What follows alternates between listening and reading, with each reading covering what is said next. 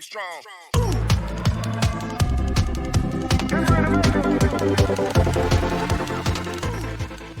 Andreas slowly makes his way down the stairs leading somewhere below.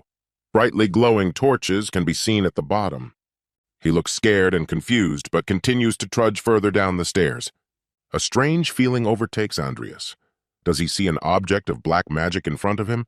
This feeling is similar to what he experienced during the laziness page. He treads confidently up the stairs. Step by step, he still has the same strange feeling. Andreas goes downstairs and walks down a dark corridor lit by red torches. A bright light is seen at the very end of the corridor. Andreas walks to the very end of the hallway and sees a huge tree lit up with a bright red light, as if burning with flames.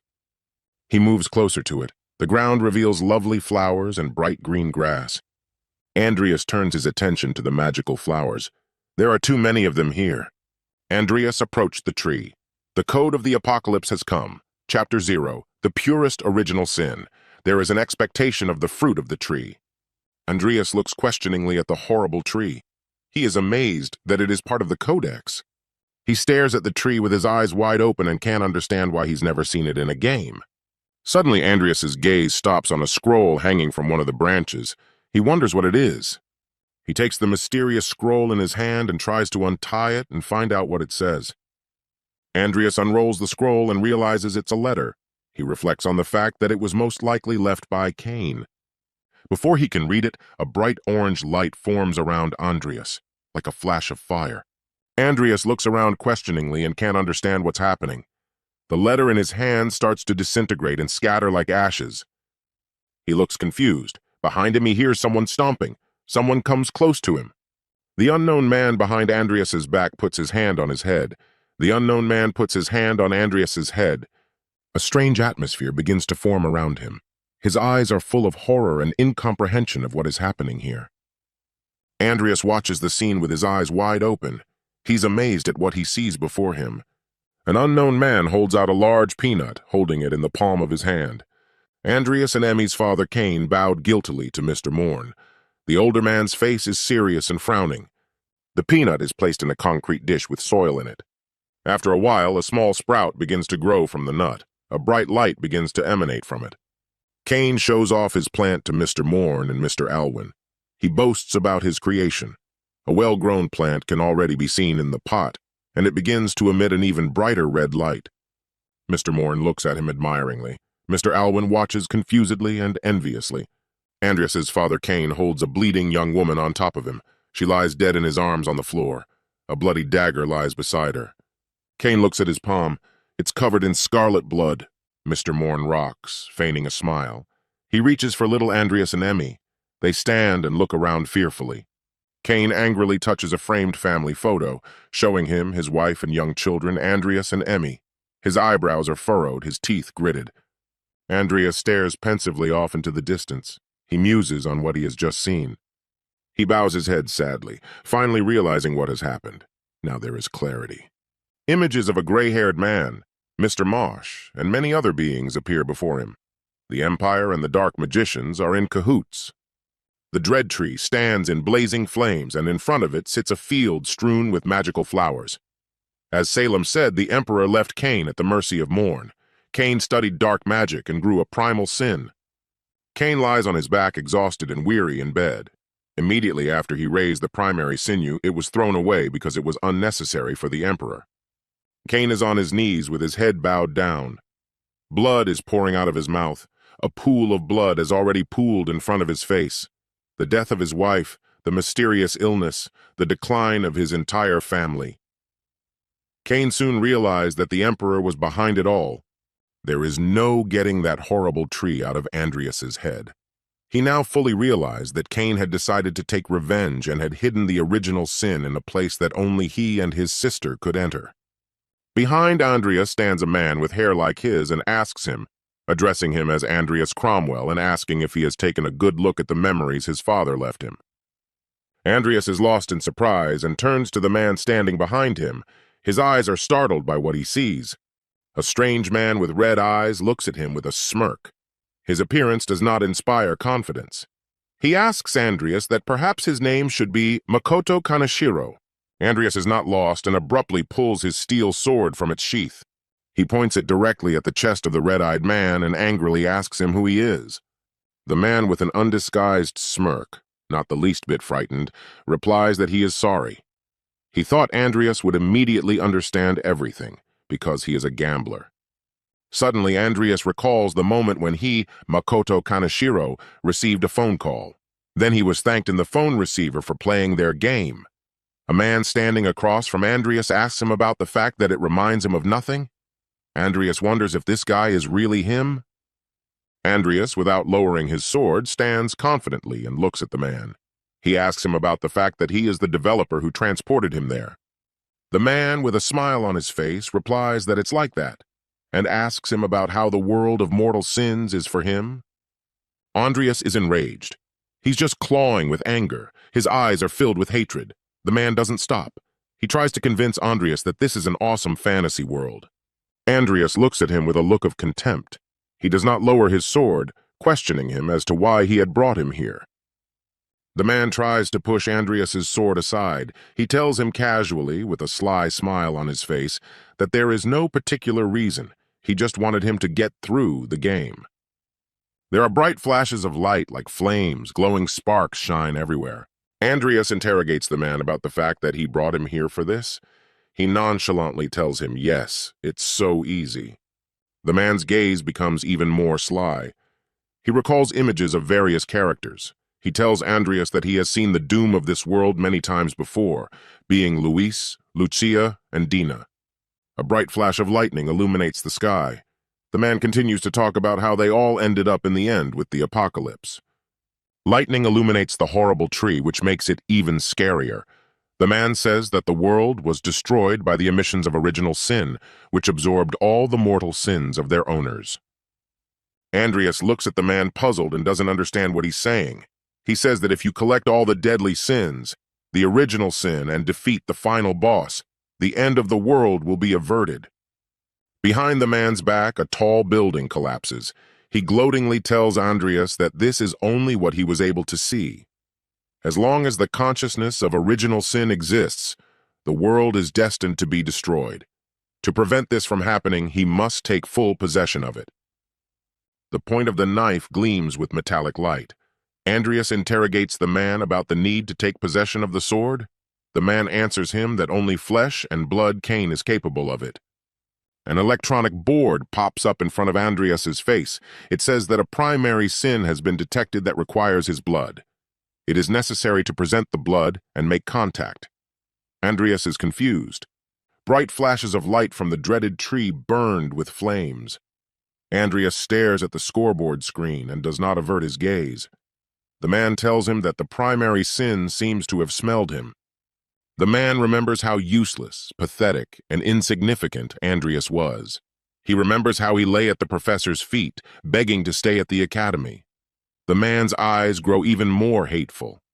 The man points a finger at Andreas and talks about how he may be useless, but only a few people can enter here before the original sin blooms. And Andreas is one of them. The man looks at him confused, not taking his eyes off of him. Andreas looks intently at the game creator who brought him here. He is carefully reasoning about something. His gaze is slightly frightened. A blue haze envelops Cromwell Manor. The man explains that in 6 months, after the manifestation of consciousness, the original sin will travel beyond these lands, and after that, it will find its bearer. Andreas holds his sword in one hand and ponders why he was reborn as this shitty character. Turns out it's because only he and Emmy can access the original sin. Andreas nonchalantly asks the man what he wants him to do. The man stares at him with a strange and devastated look, not saying a word. The man says it's simple. He wants Andreas to make a pact with the original sin and become its host, and after that, he'll need to feed it the mortal sins and tame it. Andreas looks at him in surprise. The horrible tree is blazing with flames. Andreas peers up at it and asks it the question of what will happen if it fails. He is well aware that nothing can be done about it, that it is the only way out. The man slowly begins to disintegrate. Finally, he tells Andreas that if he succeeds, he and the world will survive. He apologizes to him for bringing him here and asking him to complete the task. He's counting on him. Andreas bows his head thoughtfully. He can't believe what has just happened to him and that he has been entrusted with such a serious mission. Suddenly, someone's painfully familiar voice utters the phrase, "My son." From what he heard Andreas is lost, his breath stops.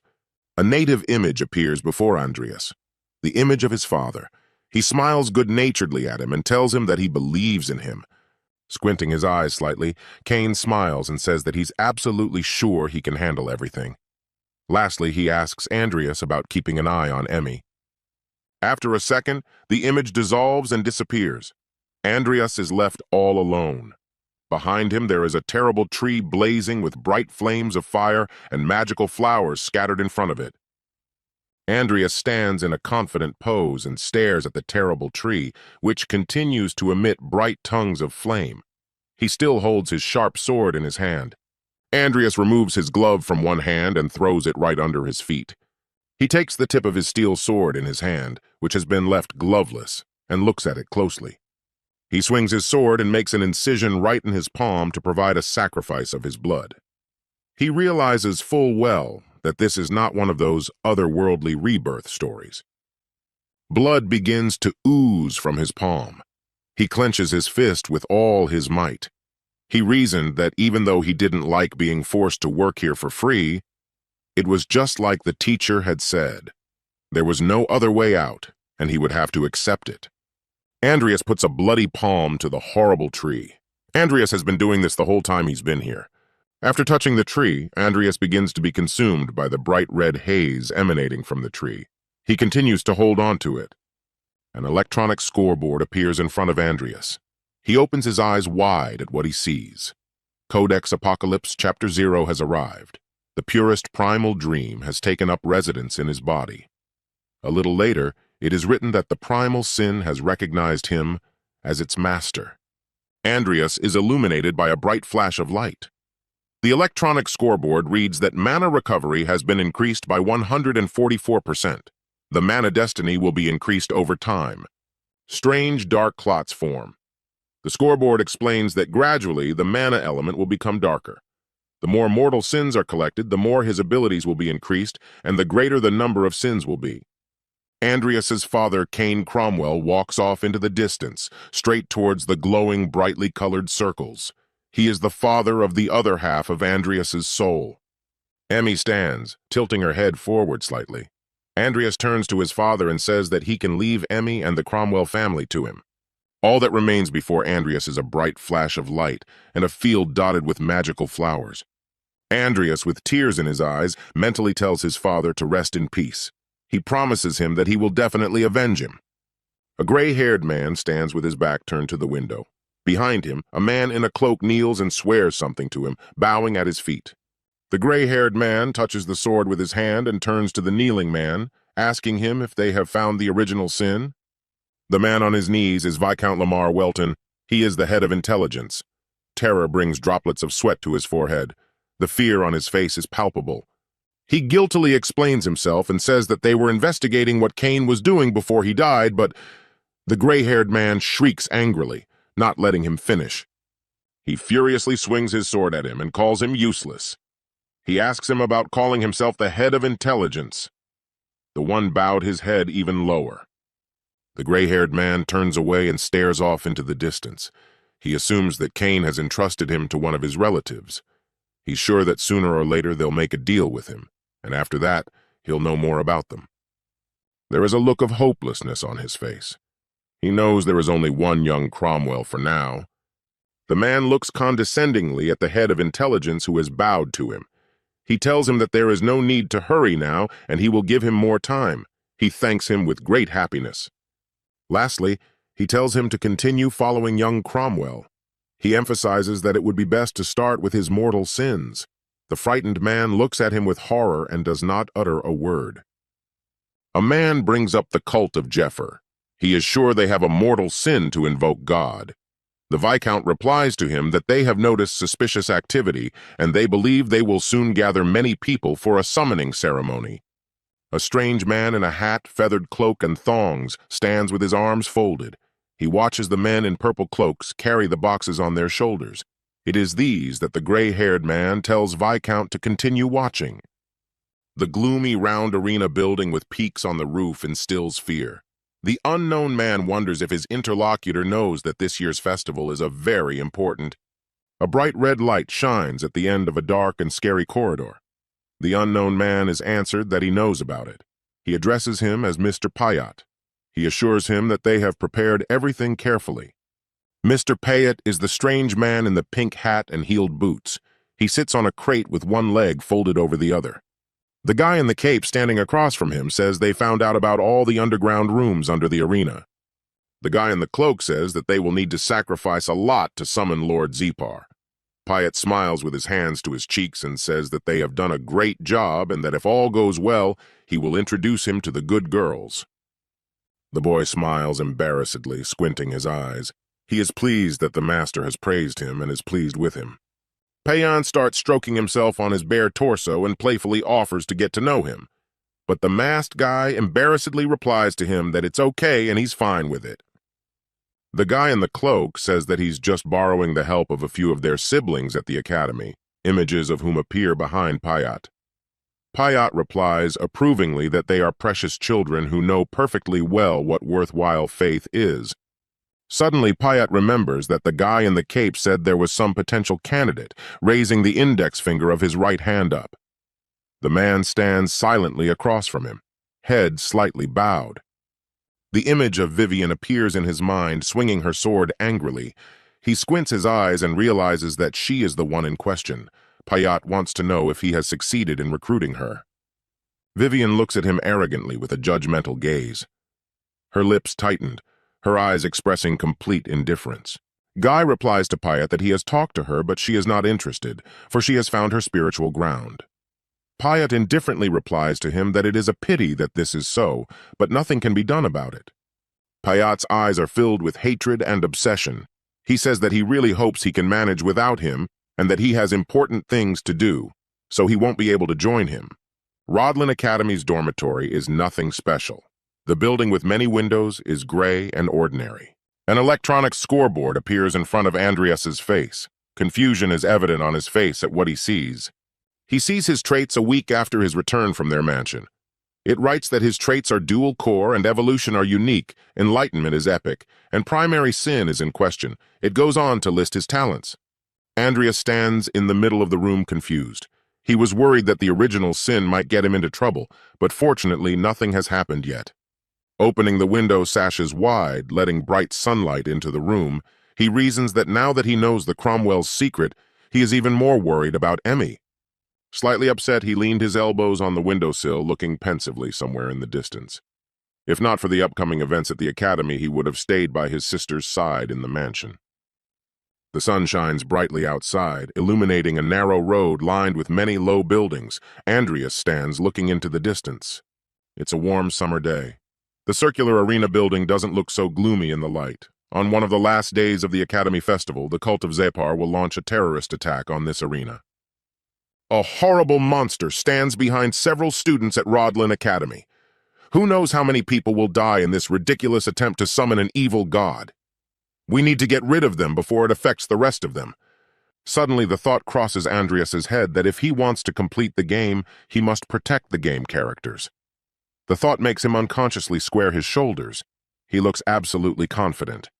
Andreas squints his eyes slightly and thinks about the fact that he doesn't expect much. But there is a but. Perhaps the other codexes are cooperating with Zepar's cult. He is sure of that. He will definitely investigate it. A naked Payat sits at the head of a throne. In front of him are similarly naked men approaching him upward, erotically curving. Some of the girls caress him. Among them are guys wearing masks of horned goats on their heads. Andreas summons his trusty skeleton sidekick Nickel. Through a glowing, magical passageway, he comes out of nowhere. Andreas still has a lot of work to do, as he has received the original sin. Andreas looks at Nickel carefully and tells him that they need to continue training. He looks at him with glowing eyes. Andreas holds his hands out in front of him, from which glowing flashes that look like circles begin to emanate. He stares at them in amazement. Nickel, standing next to him, also stares in fascination at what is happening. Andreas looks dumbfounded. His eyes are wide open, amazed at what the electronic board says. The resulting electronic scoreboard says, Codex Apocalypse, Chapter 0, Purest Original Sin, Found Diligent Laziness. Andreas looks questioningly at Nickel and can't figure out what that could mean. The electronic scoreboard says that Codex Apocalypse, Chapter 0, Purest Primary Sin, was related to assiduous laziness. Additional abilities are created and base abilities are enhanced. A glowing golden magic circle appears above Nickel's head. He is troubled by the fact that the purest original sin has to do with laziness. Next, the electronic scoreboard says that Apocalypse Codex, Chapter 0, Purest Primary Sin, begins to rise. Andreas looks at his hands incomprehensibly and is amazed at what is happening to him. The clothes on his body feel as if they are beginning to tear. He is startled by this unusual feeling. Nickel also looks at what is happening to them with interest. Nickel lifts his head upward. His eyes burn brightly. The primary sin recognized him as laziness. Nickel is wearing a hooded cloak with a pink scarf thrown around his neck. In his hands is the magic cube that Andreas gave him. Andreas guesses that all of this happened because Nickel has been carrying this cube for a long time. Andreas looks at Nickel in astonishment. His eyes show great consternation and confusion. Nickel, for his part, continues to stare off into the distance at one point. The electronic scoreboard reads that Codex Apocalypse Chapter 0, Purest Primary Sin, has finished growing. Andreas stares at the electronic display without taking his eyes off. He doesn't understand what's going on here. The electronic scoreboard once again writes that Codex Apocalypse Chapter 0, Purest Primary Sin and Zealous Laziness are no longer linked.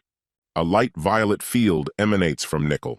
He is now a legendary lazy phantom who shares the effect of diligent laziness. He is an undead. His rank is rank 5. Mana is equal to 2,113. His traits are consciousness and skill. The electronic scoreboard says Codex Apocalypse Chapter 0, Purest Primary Sin. Mana recovery and sensitivity are increased. Laziness. Once every 6 days, you can apply a special ability. Nickel's stocked skill is laziness. Andreas stares at the electronic scoreboards that appeared before them, eyes wide at what he read. Nickel's appearance hasn't changed much, but he's much stronger than before. Andreas looks at Nickel angrily, noting that he has become more powerful, and suggests that he cancel today's training session. Nickel shakes his head disapprovingly. Andreas came to the very arena where the attack arranged by Zepar was to take place. He made sure to cover his face and threw a black cloak over himself to remain unnoticed. He looks around carefully. There's a lot of commerce going on inside the arena. A gray-haired man with a beard is selling the freshest, delicious pastries. A whole queue of people lined up to try the goodies.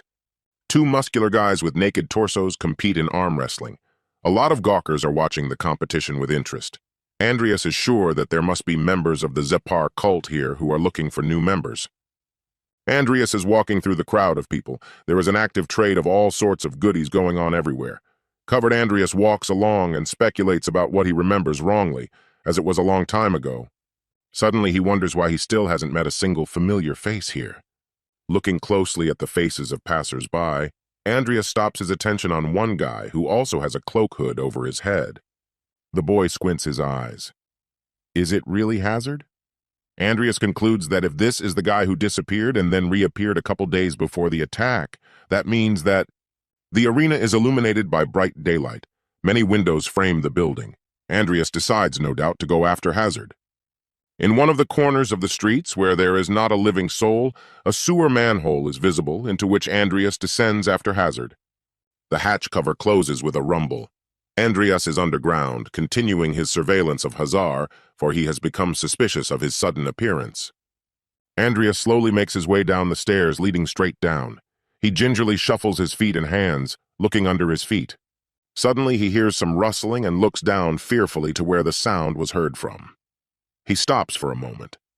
Down below the stairs is an unknown girl who looks like an orc. She has sharp fangs protruding from her mouth, her ears like an elf's. She looks away, not noticing Andreas's presence. He is high up on the stairs, trying not to show his face. Suddenly the elf girl lifts her head up, looking directly at Andreas. Only a perplexed look can be seen on her face. She looks questioningly at Andreas without saying a word. Without waiting for her to attack, Andreas swings his sword at her with all his might and leaps straight at her. He looked terrifying, his face blank, his eyes glowing brightly. Andreas pounces on the girl. She falls off her feet with all her might and flies straight to the floor. Andreas drops to the floor in front of the girl, holding her by the head. She lies unconscious on the floor. Andreas decides to immediately call for help of his own. A magical space appears behind him. He is convinced that Hazar and the others are preparing for a terrorist attack. Within minutes, the skeleton Nickel and Timur appear beside him. Andreas turns to Nickel and tells him to go with him, and Timur to stay here and watch. Timur, the ferocious tiger, stands and silently observes what is happening. He has no choice but to obey Andreas's words. Without a second thought, Andreas runs off at high speed, trying to find something important. Nickel obediently follows him. They hold sharp swords in their hands. Timur stays where Andreas told him to stay. He stares at Andreas and Nickel as they walk away from him to the end of the corridor. Hazar enters the large room. He sees a strange sight before him. Someone is sitting on crates. Naked bodies are suspended in the very corner of the room. Men hiding their faces, wearing sacks over their heads, are putting something into wooden crates. Hazar watches carefully from the sidelines. Hazar smiles and thinks about how getting the explosives was difficult. But it won't take more than 2 days to set them up. It looks like there won't be any problems for tomorrow's ceremony. Hazar stands with his arms folded, hoping that they will promote him for his efforts. Suddenly, someone's severed head flies off the body right in front of him. The body falls to the ground with a clatter. Andreas appears in front of him and waves his sword. Someone shouts that they are under attack. Hazar stands at a loss to see what is happening. Suddenly, an enraged Hazar screams at the top of his voice, ordering him to kill the spy. Sweat drips down his face and drool spurts from his mouth. The masked madmen grab their weapons and head straight for Andreas. They are almost completely naked, with only their private parts covered. Andreas watches all of this with horror and quickly thinks of ways to deal with all of them. There's a bloodbath going on. The men attacking him fly in different directions. Andreas chops their heads off. The enraged Hazar grabs his sword, shrieking that they are all useless idiots. His teeth gritted, his eyes squeezed shut. Hazar stares, eyes wide. His pupils are constricted. He's amazed that he's the only one who could take them all down. Suddenly, Nickel appears behind him with his sword and sharply chops off Hazar's head. It flies off. His face is frozen with the same surprise. An enraged Nickel stares at the severed head, eyes full of hatred. His eyes burn brightly. Andreas exhales in relief. He is amazed by Nickel's swordsmanship skills, which are nothing short of impressive. He looks at Hazar's severed head, which has fallen to the floor. There are severed bodies lying everywhere. Andreas tells Nickel that they are almost done and offers to collect all the explosives. Andreas abruptly remembers that Timur was left alone at the entrance and decides that he needs to be brought back. At that moment, Timur's huge body crashes to the floor right in front of him. Andreas stares at him in horror. Andreas grabs his sword and cries out his name. He adopts an attack posture. He turns back to Timur, who is already on his knees, trying to catch his breath. They look at each other. That's when Payat appears, runs up to Hazar's severed head, and annoyedly says that he only thought he could drop by since he finished things earlier. He takes Hazar's severed head in his hands and stands up. At that moment, he cries and calls him his boy. Andreas stands behind him and watches. Andreas stares at Payat in anger, not taking his eyes off of him. His gaze is full of hatred.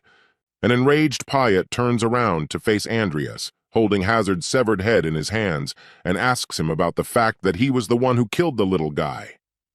Andreas is indignant to the extreme. He looks at Payat with eyes full of hatred. After all, he was about to commit a terrorist attack very soon. He hears Payat whining, crying out, "How could this have happened?" An enraged Payat throws Hazard's severed head on the floor and tells Andreas that he hopes he knows what he's gotten himself into. Andreas looks at him in amazement and recognizes him as Payat Koban. Payat takes off his hat and walks straight at Andreas with a grin. The veins on his forehead are swollen. He turns to him and tells him that he has gone too far. Payat is one of Zappar's cult leaders who only appeared in the middle of the game.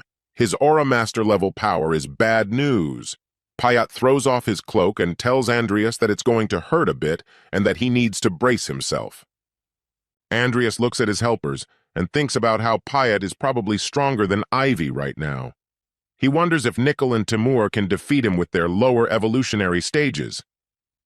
Payat becomes huge and frightening, the veins on his forehead swelling even more, his eyes burning. He raises both his hands up in the air. His skills increase his muscles and physical strength, causing Soap to use blunt blows and cuts. Andreas looks at Payat confusedly, at how powerful he is. He realizes his great advantage and doesn't know what to do. Payat's body takes on a black coloring that makes him even scarier and more dangerous. A bloodthirsty smile never leaves his face. He tells Andreas that he doesn't know who he is, but he seems pretty strong and so he won't hold back. Andreas is focused. He's waiting for Payat to attack. His eyes are fixed on him specifically. Payat attacks Andreas. In an instant, he disappears from his seat. Nickel, Timur, and Andreas assume an attack pose. Nickel and Andreas have their sharp swords in their hands. Timur clenches his huge fists.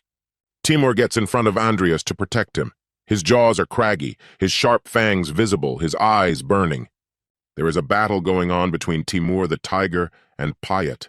They are both big and very strong. They are standing opposite each other.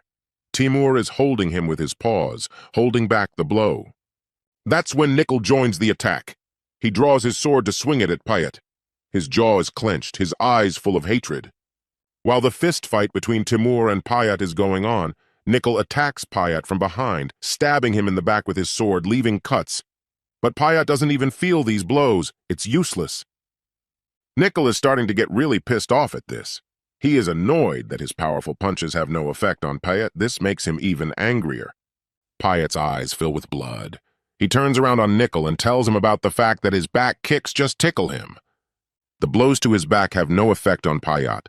Although the blows are very powerful and crisp, they don't even leave any cuts or bruises. Andreas watches all of this with horror. He has no idea how they will deal with him or what they will do next. Andreas makes a momentary decision to attack Payat. He jumps high above him and stabs his sharp sword right through his neck. At this point, Payat and Timur also continue to hold each other's hands. After the punch, Payat throws his head back up and asks Timur a question about why he doesn't continue what he was going to say. At that moment, Payat smashes his steel head right into Timur's back. The blow comes with incredible force. Payat follows up with a leg kick to Timur. The latter flies away from him a great distance. At the moment of the blow, he turns to Timur and tells him to move away for a while. A second later, Payat is already heading straight for Andreas at breakneck speed. Nickel stays behind him. Andreas's sword begins to glow with magical light. He concentrates on Payat's actions without taking his eyes off him. Payat moves right at him with his fists. Andreas assumes an attack posture, drawing his sharp sword from his belt. At that moment, Nickel runs up to Payat and strikes his sword straight at the ground. The blow happens with such power that the stones on the ground fly apart. Andreas and Payat looks at it perplexed. Nickel's impact with the floor causes him to splinter. Payat holds his fist straight out in front of him, and Andreas swings his sword. Right now, Andreas is making a big decision. You can't see the pupils in his eyes.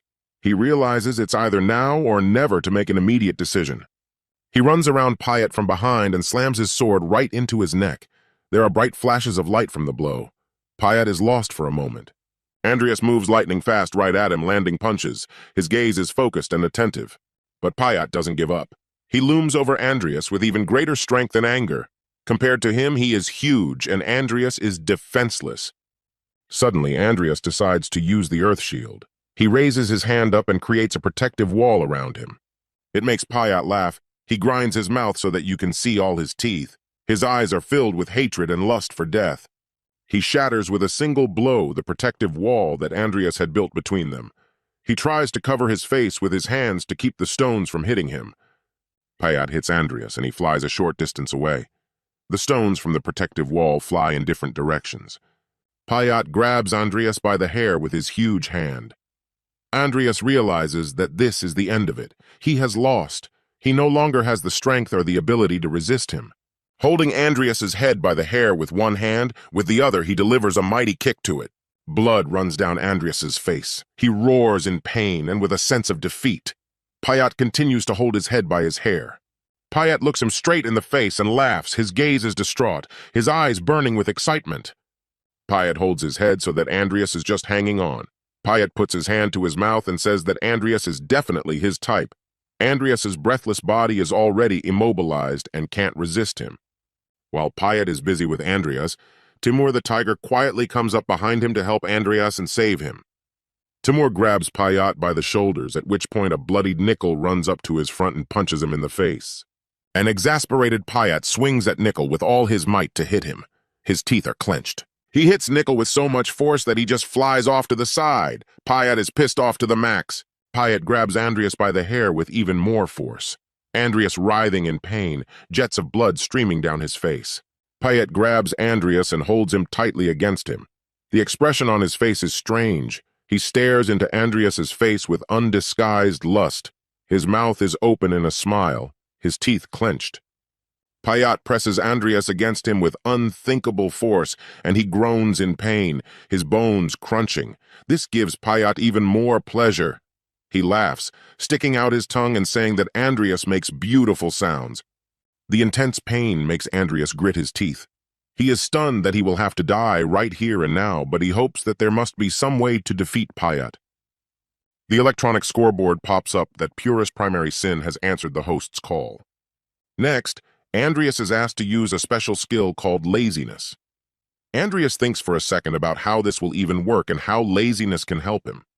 Andreas starts to lose consciousness, but realizes that he probably has a chance for salvation. He doesn't know what the risks are in this, but he has no choice. His eyes start to close. Blood is already streaming out of them. Andreas is about to lose consciousness completely. He decides to use laziness. Payat continues to squeeze Andreas with all his might. Suddenly he hears a disgusting sound and lifts his head up. His face takes on a perplexed expression. Nickel and Timur also raise their heads up, trying to listen to the unknown sound coming from nowhere. Hazar's severed head is still lying motionless not far from his body. Blood gushes from his neck and severed head. Payat turns his head to the side and wonders what that sound is. He doesn't understand what it could mean. Blood clots begin to slowly creep up to him on the floor. He looks perplexed at what's happening without knocking Andreas out of his arms. Blood clots begin to rise higher and higher. They circled him from all sides. Payat's eyes are wide open, his mouth. He doesn't realize what ominous presence he feels. Suddenly, clots of blood lift Andreas above the floor. At that moment, Payat is thrown a great distance away from him. Andreas becomes unrecognizable. Clots of blood are under his feet and seem to guide him. His eyes burn with a violet light. The scoreboard says that the power of magic is equal to 666%. Temporarily applied talent, genius of magic, entering the supernatural state of emotion, laziness, duration 66 seconds. Andreas's gaze is full of desolation. His face betrays no emotion. He feels that he is lazy to even think about anything, and it hurts him to move. Andreas spreads his fingers in front of him and realizes he's too lazy to even open his eyes. It's hard for him to even breathe. Payat watches in amazement. His eyes betray his fright, the corners of his mouth pulled down. He does not take his eyes off Andreas. Suddenly, Andreas hits Payat's arm with all his might, causing his hand to fly off. He can't believe what has happened. With horror, Andreas slowly and determinedly heads towards Payat. Boulders of the wall fly apart in front of him. Payat looks at him in horror and doesn't realize what he is. The only thoughts in Andreas's mind are that he's all lazy and having a hard time even keeping his heartbeat up. The astonished Timur, frozen, stands and watches what is happening without taking his eyes off. The same goes for Nickel. Exhausted, he squats and looks at Andreas. His jaw is clenched. Flashes of light flicker around. Everything around them is flying in different directions. Andreas feels that he is starting to get bored with everything. Payat covers his face with both hands, pressing them as close to his face as possible. Everything is burning and blazing. Payat realizes that it is becoming difficult for him to resist such an unknown force. But he's not going to give up.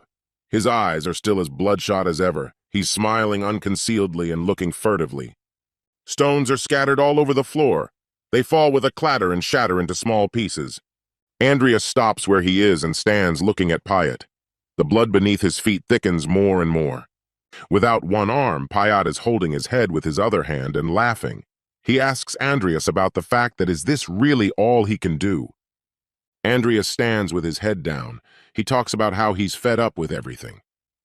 Payat, not hearing what he said with a smile on his face, interjects him about what he just said. Andreas's eyes squint, blood streaming from them. His gaze is completely devastated and detached. He says aloud that he needs to kill Payat as quickly as possible and rest. Startled by these words, Payat looks at him fearfully. The smile immediately disappears from his face. Sir Alwyn watches what is happening. His pupils constrict and his lips tighten in shock. He is stunned. The enthusiastic people in front of him wave their arms. Sir Alwyn turns back judgmentally. The focused warrior swings his weapon with all his might, his brow furrowed, his teeth clenched. A knight in armor stands directly in front of the warrior, pointing his sharp sword at him. The man lying on the ground grunts. The enthusiastic spectators in the stands are cheering. Alwyn and his children are among them. Sir Alwyn looks away arrogantly. Dina shouts joyfully, clenching her fists. Sir Alwyn is puzzled. He is surprised at what has just happened in the arena. He is sure that dark magic was present and that the barrier against it worked against him. Dina looks suspiciously at her father. Dina cautiously asks her father about something happening. Alwyn sternly tells her to stay here. He has some urgent business to attend to. At this time, the battle between Andreas and Payat continues underground. In front of Andreas, the protective barrier collapses and all the cobblestones fly in different directions. Payat is standing in front of him with a severed arm. Andreas decides to use the stone spears to point them at his fearsome opponent. A blue light emanates from Andreas's ribcage, and a bright red light emanates from his lower abdomen. Payat looks at Andreas angrily and doesn't understand why he's using basic magic. Stone spears. Many sharpened stone spears are next to Andreas, pointing straight at Payat. Andreas stands immobilized. An enraged Payat with a sly smile on his face thinks it's just a show-off. He says that these cobblestones are not even capable of scratching him. Suddenly, the skeleton Nickel appears at a fast speed. He swings his sharp sword straight at Payat. He tries to defend himself from the blow. An exasperated Payat screams at Nickel's sudden appearance. He is pissed off to the max, his jaw clenched. Enraged, he swings around to hit Nickel with all his might, at this point calling him an ugly skeleton. There is a tremendous impact. Skeleton Nickel falls to the ground with a thud. His limbs begin to slowly dissolve. A bright flash of fire erupts next to him. Payat gets distracted by something and looks away. He is annoyed by everything and asks what else is there. Nickel slowly continues to dissolve. Andreas continues to stand in a circle of blood clots. Above him, sharp stone spears freeze, waiting for the order to plunge into Payat's body. Payat stands looking at Andreas in bewilderment. There is a slight fright in his gaze. But Payat doesn't give up. He turns to Andreas and asks him what he thinks he can kill him with a couple shots. A lot of spears are pointed right at him. At this point, the tiger Timur grabs Payat from his back and tries to restrain his arms, thereby restricting his movement. Payat screams angrily and tries to free himself. Unable to get out of Timur's lockdown, Payat stares at Andreas in exasperation. His eyes burn with hatred. At this moment, Andreas doesn't look like himself. His eyes are bloodshot. He points his hand straight at Payat while wishing him dead. Payat opens his eyes wide, his pupils constricted, every vein in his face tensed. Timur continues to hold him down. At this moment, many stone spears are thrust into him, mercilessly piercing his body. The spears, sharp as a knife, cut straight into Payat's body. He does not utter a word. Tiger Timur continues to hold on to him. At this moment, it is written on the electronic scoreboard that the action of the special skill, Laziness, has passed. Promo now, the payoff begins. Andreas's body begins to vibrate. He doesn't understand what is happening here. His body is not listening to him. The electronic scoreboard reports that Andreas is no longer able to move his body. He cannot use mana or aura. He takes heavy damage from the abuse of body abilities. Payat, with his spears stuck in, continues to hold Timur in his arms. Andreas falls to the ground with a clatter. He is no longer able to control his body. He's sprawled on the ground. He feels as if his body has been torn into a million pieces. He knows he just has to get up to finish off his opponent. But he doesn't have the strength to do it. The electronic scoreboard reads that the undead, that is, summoned creatures, will now disappear due to lack of mana. Timur and Nickel, standing behind Payat, begin to disappear into the magical haze. Payat squats down. The summoned creatures, Timur and Nickel, disappear completely. The only things left in the room are Andreas lying on the floor and Payat squatting on his knees covered in spears. The electronic scoreboard says all conditions have been met. A target for evolution has been located right now. An exhausted Andreas lies on the floor and can't believe his ears. He is in complete shock at what he has heard. It goes on to write that its chance of evolution is 33%. With this evolution, one mutation is available. He is encouraged to continue with all of them. Andreas continues to lie flat on the floor. He is amazed that they still want something from him, because he is practically dying. He ironically wonders about the fact that they want to give him a souvenir in his grave, but he immediately agrees to the offer flawlessly. On the floor lies a skinny naked body in only underpants and boots with his head and arm cut off. He looks pathetic. Mr. Alwyn stands in front of his body, thinking that his vulgar outfit is in keeping with Zepar's cult. Alwyn wonders why are they all here.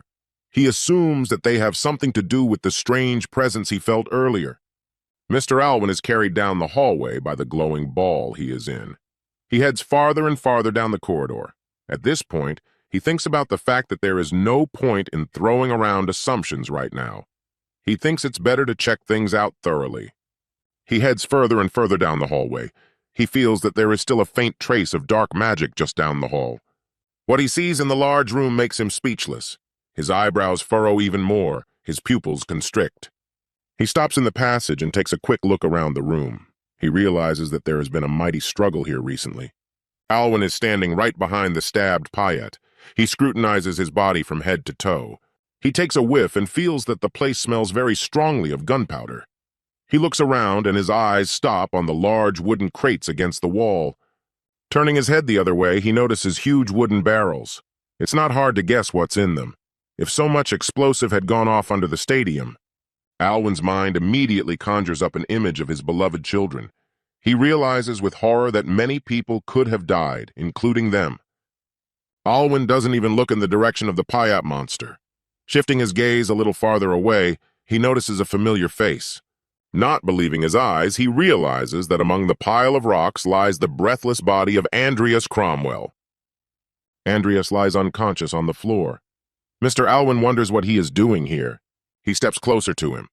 Around Andreas, there are huge stones lying around that he tried to make a shield out of.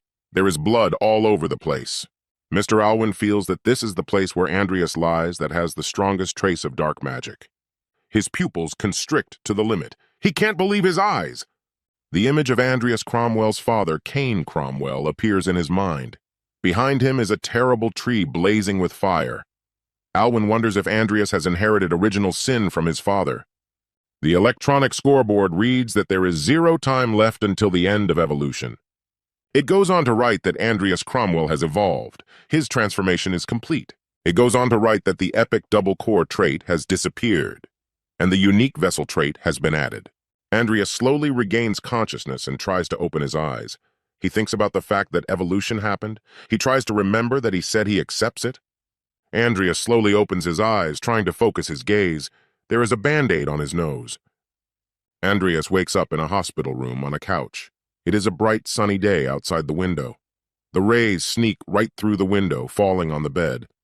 Andreas hears a familiar voice but cannot turn his head, only casting his eyes in the direction of the voice. He is informed that his wounds were so serious that he had to die. Next to the bed, Mr. Alwyn sits blindfolded and continues to say that after 2 weeks, Andreas has made a full recovery. Andreas jumps up from the bed in surprise and sits on it. Alwyn, who was unperturbed, sat with his arms folded across his chest. Alwyn asks Andreas about what exactly he was doing there. His look is nonchalant and serious. Andreas is confused by this question.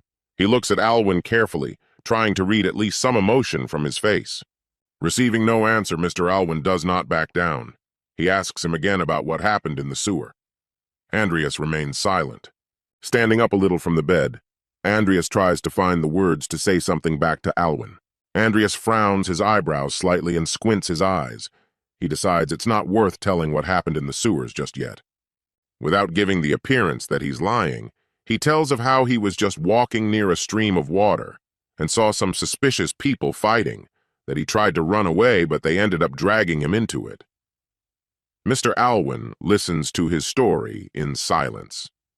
Frowning slightly and tilting his head, Alwyn questioned him incredulously about just being dragged into this. Mr. Alwyn rises from the table and asks him about where everyone else went then. For when he got there, he was the only one there. Andreas confidently looks him straight in the eye. He is absolutely certain that no matter how much Alwyn questions him, he will still say that he knows nothing. Mr. Alwyn continues to stare piercingly at Andreas, waiting for him to respond. Sensing that Andreas is not telling him something, he openly asks him about something he is obviously hiding from him. Andreas stares at him silently, without getting up from the bed. Closing his eyes and tilting his head slightly, Andreas replies even more confidently than before that he's already said everything, that he's not hiding anything from him. At that moment, Mr. Alwyn recalls the image of Cain Cromwell and how he asked him to take care of his children after his death. Alwyn backs off. Instead of asking someone who knows nothing, he decides to catch Zeppar's lackey, who is hiding in the city. Andreas looks away. Just then, Alwyn adds that he doubts the barely surviving man has any useful information. Andreas opens his eyes wide in surprise. He is surprised that Mr. Alwyn has backed away from him so easily. Mr. Alwyn heads for the exit. He says that this is the end of the interrogation and asks Andreas to forgive him. As he leaves, he reminds Andreas that they are having an argument about creating a potion and that he has 1 week left. Smiling slightly, he says he will look forward to it. After saying these words, Mr. Alwyn dissolves and disappears. Andreas remains alone in the room. Andreas is disturbed that Mr. Alwyn let him go despite knowing who he is. He wonders why he did that. Andreas remembers them flying over the forest. He remembers that Salem also spoke as if he didn't care that Bach might find out that he was a dark mage. Andreas recalls the face of Bach and Alwyn. He saw them in a vision he had in the Cromwell mansion. So he is sure that Mr. Alwyn knows perfectly well who he is and who his father was. At this moment, Andreas casts a glance towards the open door. He's a little shaken from what he's seen, his lips pressed together, his eyes wide open.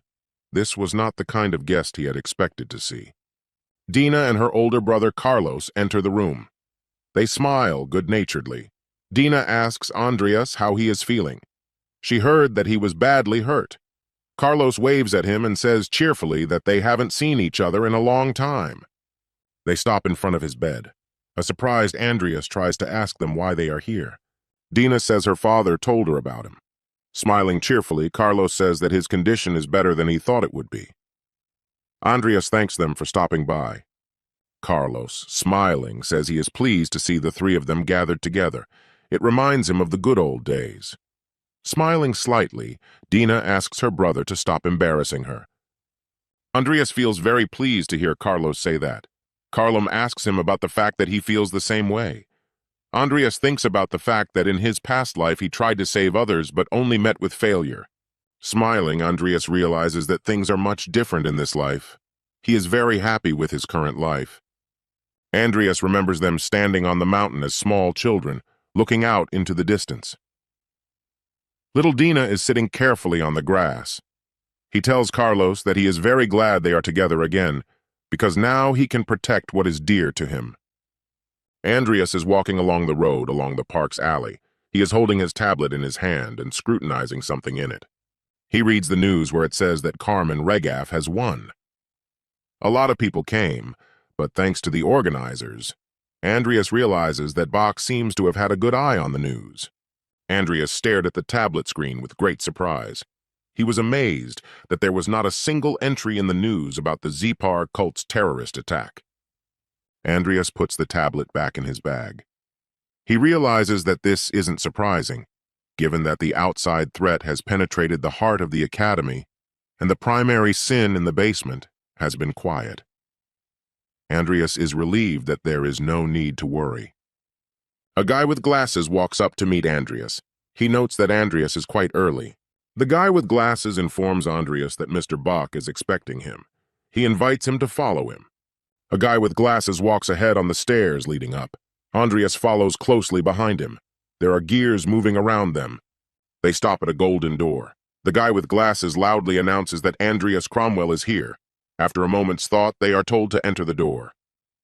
The guy with the glasses walks ahead, Andreas tentatively trailing behind. They enter a large hall decorated with gold. Behind a massive desk sits Mr. Alwyn.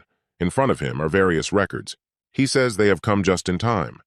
Smiling evilly, Alwyn turns to Andreas and tells him to immediately show him the potion he created. Andreas frowns. He notes that Mr. Alwyn, is acting as if the incident never happened. Mentally, he turns to him, questioning which side he is on, the Empire's side or Andreas's father Kane's side. Undeterred, Andreas pulls out a flask of the potion he created and uncorks it. The potion is red in color and shimmers slightly.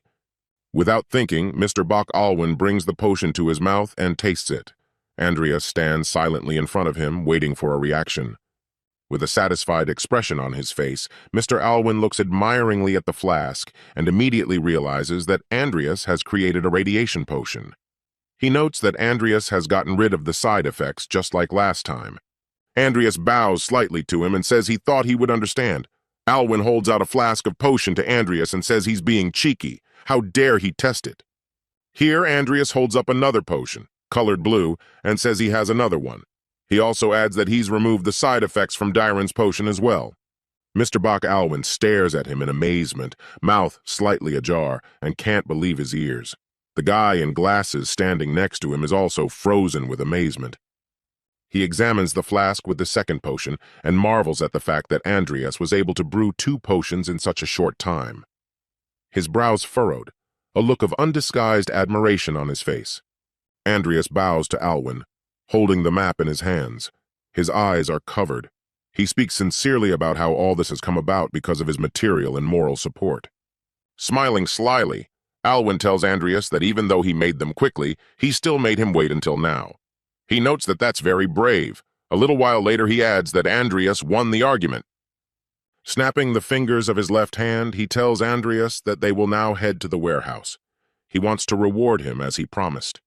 In front of Andreas's face floats a glowing strip with some kind of writing on it. He looks at it closely and realizes that it is a spell. He is amazed that he can see it. Mr. Alwyn and Andreas are enveloped by a glowing circle and drawn into a warehouse, where they find themselves in the same second. Around them is a huge hall with many exhibits. The shelves of the warehouse are filled with items ranging from antique clocks to a wide variety of flasks and test tubes. Other shelves hold a variety of valuable crystals in many different colors. On the bottom shelf are some extraordinary cold objects. Mr. Alwyn offers Andreas to choose anything he wants. Andreas looks around confused and thanks Mr. Alwyn for such a generous gesture. Andreas scrutinizes the racks of various magical paraphernalia. His eyes go wild. There are many more of these items than he expected. The electronic scoreboard reads of the cursed Orgel Nocta. His music is full of magical power. The more one listens to it, the more helpless one becomes. Andreas draws his attention to one of the shelves, on which there is an antique gold watch. He lingers for a while near it.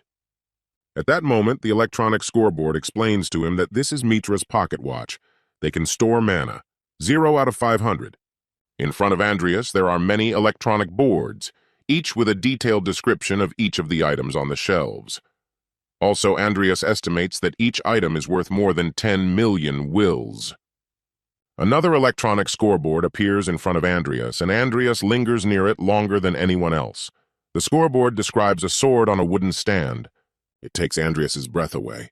His eyes involuntarily widen. In front of him is that sealed sword, Galaxir. Its mana conductivity is 73%. Andreas looks at the presented sword with admiration. Its hilt is made of gold. This item Andreas knew only from the name in the game.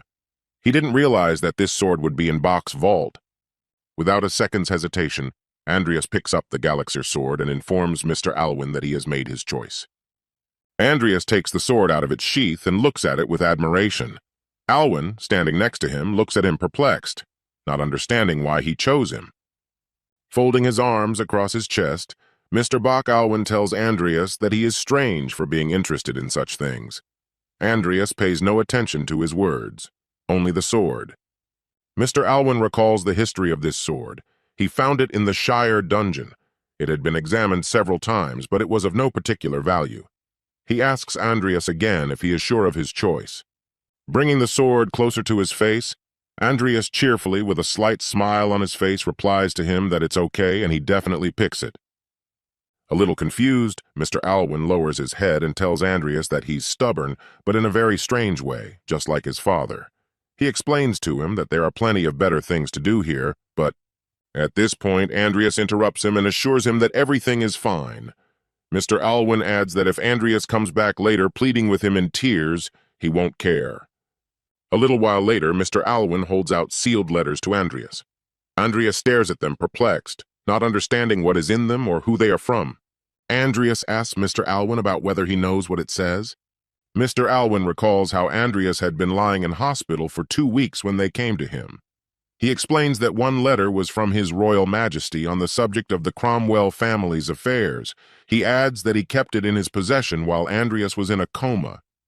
Alwyn further informs him that the second letter is a letter of recommendation. Andreas froze, unable to believe his ears. His eyes are wide with surprise, his pupils constricted. Alwyn adds that since Andreas is interested in swords, it would be good for him to go there. The dormitory building looks gray and gloomy. Many metal-framed windows are located on all floors of the building. Andreas sits at the table in his room and scrutinizes the letter. At the same time, Nicol is practicing. He swings his sword with dexterity. It is written in the letter that due to his bad behavior, his title was lowered by 1 rank. However, thanks to the recommendations of Alwyn and others, it was decided that things could get better. Therefore, the title change will be postponed until next year. Seal and signature. Andreas scrutinizes the letter carefully. Honored rank is just a title with nothing behind it. It's just a threat from the Emperor. He decides he needs to tell Emmy immediately to contact him if she notices anything suspicious. Andreas gets angry and tears the letter in half. He is very angry and furious. Andreas looks at the second envelope. Bach Alwyn seems friendly because he gave him this letter. Andreas remembers that Bach told him that this letter was a letter of recommendation. The letter tells Andreas to give it to an old man who lives where the map shows. Below is a picture of the map. It goes on to say that if he finds out that the letter is from Bach Alwyn, he will teach Andreas some important things. Andreas sits slightly pensive, leaning on one arm, holding the letter in the other. He feels as if this map is familiar to him. Suddenly, Andreas remembers about Deschrone.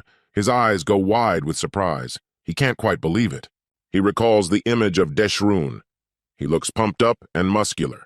This is the place where Deschrone IV is supposed to reside after he retires. Without a letter, he was immediately rejected by Andreas. But thanks to Bach, he can learn from this master. Mr. Deschrone looks serious, even menacing. His hair is in a ponytail and his eyebrows are furrowed. Andreas looks puzzled. As far back as he can remember, there must be a secret place nearby. He thinks of a dark creature dressed in black with burning eyes. Andreas resolutely gets up from the table. He decides that he will need to stop by this secret place on his way to Deschrone as soon as the holidays are over. Stony hills are located in front of Andreas. Many sharp cliffs and sharp rocks look majestic. On one of the cliffs is a huge beetle of unreal size. It lies peacefully on a flat surface. As you get closer to it, you can see that it is eating the remains of a human skeleton. It has a predatory muzzle and blue eyes. Andreas raises a sharp stone spear above his hand, flaming sparks emanating from it. While higher up on the mountain, Andreas points a stone spear directly at a huge beetle. The stone spear moves at a tremendous speed precisely into the target. It hits the beetle. The beetle flies away from the impact. The beetle's side of its body is damaged and its wing is hit. Andreas slowly approaches Beetle, who is lying on his back. Andreas's reward for fighting Payet turned out to be huge. He approaches the bug, taking off his mask. One of his eyes is squinted. From the blending of mana and aura, his even basic skills have become many times stronger. The electronic scoreboard reads that the unique trait Vessel has removed the boundary between Dantian and Heart. Aura can be converted into mana and mana into aura. Andreas's body was like a vessel, a perfect version of the transfer skill. The mana and aura lines seem to intertwine with each other, running all over Andreas's body. The total number has increased so much that there is no longer a need to switch between them. Andreas stabs his sharp spear straight into the beetle's torso. Andreas concludes that his strength is unlikely to run out. He squats down next to the bug and decides to take the most useful things from it in case he needs any of it. Andreas is getting a little tired of cutting up this huge bug. He wipes the sweat from his forehead. He turns his head to the left. Before him is a view of Mount Clayton, the highest peak of the monster-infested Krat mountain range. It is in that place that he will be able to meet Deshroon. Andreas pensively looks away and decides, first of all, to look into the hidden point of these mountains where there is a giant's lair. A huge and scary monster in a Viking helmet looks very dangerous. His face is grinning so that all his teeth are visible. His eyes are filled with red light. He stands leaning on a huge sword. Andreas decides that this is the place where he can get his corpse. Andreas tightly closes the lid of a clear jar with the collected parts of a huge beetle. He tucks the jar of loot into his large brown bag. Andreas moves away from the bug, and Nickel appears behind him in the magic hole. Andreas gives the bag he just stowed the jar into Nickel and tells him that he has collected all the useful materials. He calls out to him to get out of here. Suddenly, Andreas hears some sharp sound and tries to figure out where it is coming from. Putting a mask over his face so no one can recognize him, he runs up to the mountain cliff where the sound is heard from and looks down. A big leopard falls off a cliff, who is carrying a bag tied around his waist. He's dressed like a man. After falling off the cliff, the leopard lands with its muzzle right on the ground, writhing. Andreas realizes that it is a human leopard. Andreas comes down to him and leans over, holding his head. He injects him with elixir from a flask, trying to bring him to his senses. The leopard regains consciousness. Andreas addresses him, asking if he can speak and what happened to him. The leopard man continues to lie motionless on the ground. The leopard wrinkles and cries out in pain. It is hard for him to say anything. A troop of leopard men reside in this area. Though they are forced to live in remote regions due to persecution from the emperor, each leopard man is a skilled warrior in close combat. Andreas turns his head away and perplexedly speculates as to who could have done this to them. Suddenly, Andreas hears a loud buzzing sound to his left.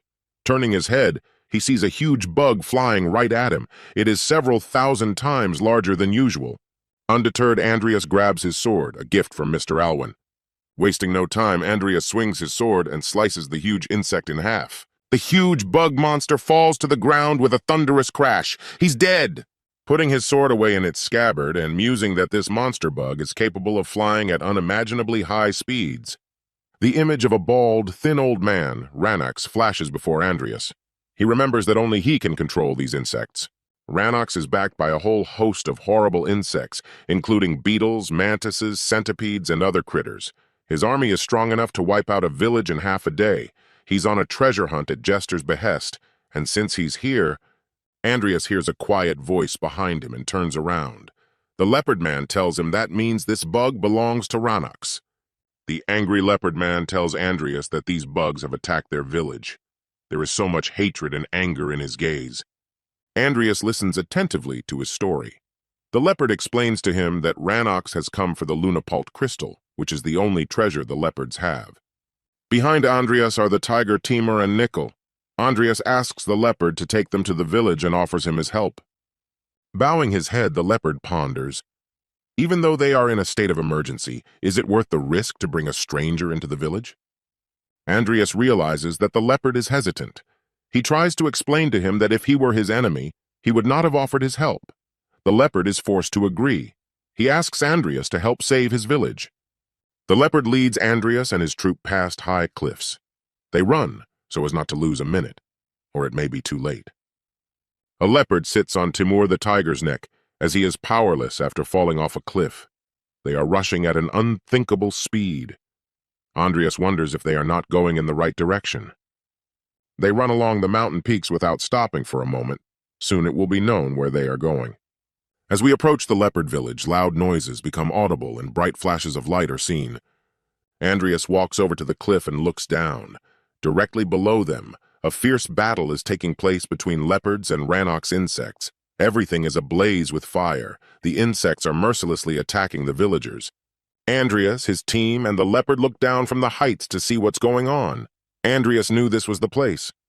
Looking a little further, he notices a huge cave entrance in front of which the battle continues. In that very cave, a giant is hiding. An enraged leopard girl collapses onto a flying bug with tremendous force. A female leopard with a baby in her arms tries to defend herself from scary insect monsters. Andreas thinks about the fact that in the game, The leopard village in front of the cave was no longer there, as it was attacked by Ranox. The leopard standing next to him is watching with rage at what is happening in his village. He feels resentful that there is nothing he can do to help them at the moment. A glowing orb appears in Andreas's hand. Andreas turns to the leopard and says that the first thing he needs to do is to get rid of the beetles. The leopard looks at him hopefully. Many insect monsters are covered in glowing mana. They lose their strength and die on the battlefield. The leopards look on in bewilderment. The electronic scoreboard reads that the initial necromancy, the summoning of the ghouls, is taking place. 63 corpses have been discovered. Insufficient caster level. Only 24 corpses responded. The terrible insects are overcome by an inexplicable force and die. Not all insects are affected by the power Andreas uses. The creatures that live begin to attack with even greater force. The ugly critters drive the leopards away to find what they need. Due to not using enough force, Andreas decides to use the corpse explosion method. There is a bright green flash. The insects explode into many pieces. It's impossible to see anything in this mess. A frightened leopard looks down from the mountain at what is happening, opening its mouth wide and shouting loudly.